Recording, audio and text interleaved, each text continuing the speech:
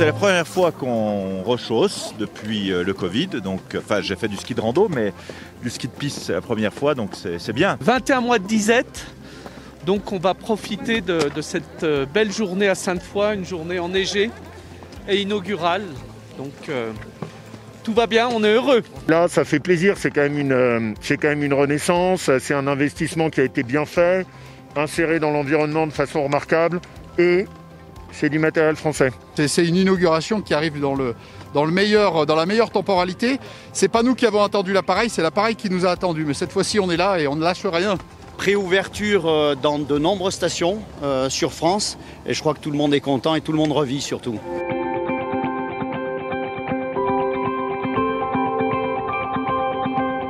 Ce nouveau télésiège, il a la particularité d'être un appareil débrayable, donc un 6 places débrayable qui remplace un 4 places fixe. Donc on va apporter du confort, de la disponibilité et puis du débit. Une vitesse de déplacement plus importante, donc pour pouvoir donner la place au ski et pas à la montée.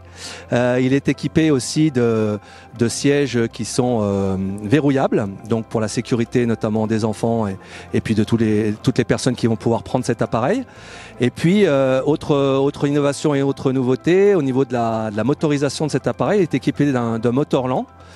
Direct drive qui permet d'avoir des économies d'énergie, pas d'huile, donc pas de risque de pollution, et puis qui a l'avantage de réduire drastiquement les vibrations et la sonorité et le bruit dans les gares. En période de Noël, en période de février, on avait vraiment des difficultés puisque les gens faisaient une queue interminable.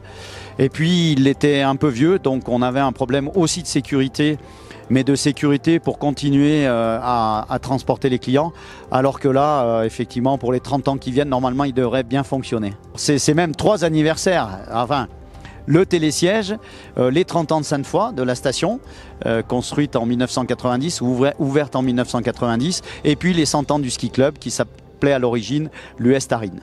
Alors ce nouveau télésiège, c'est vraiment un bel outil, surtout donc qui nous est utile pour le stade, vu qu'il alimente ce nouveau stade qui a été inauguré donc aujourd'hui. Et c'est un bel outil de travail et on espère pouvoir l'utiliser au mieux pour donner la possibilité à tous ces jeunes Sainte-Affairins un petit peu de skier, de découvrir déjà dans un premier temps la joie de skier et puis par la suite de l'exploiter et de pourquoi pas se donner à fond et peut-être être champion ou travailler à la montagne, et c'est ça qui est vraiment important. Au total, on a accompagné les investissements sur Sainte-Foy à près de 1,8 million d'euros. On l'a fait pour du logement pour les saisonniers, parce que ça pour moi c'est un point très important. Il faut qu'on accueille nos saisonniers correctement.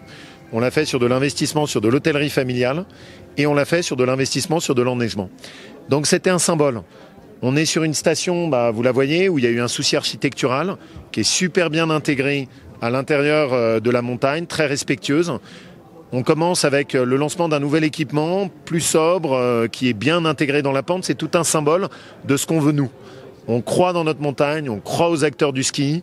On a la chance d'avoir une région qui a les moyens de soutenir. Puis là, regardez, c'est pas beau ? Il y a la neige qui tombe, donc on va avoir une belle saison et ça va faire du bien.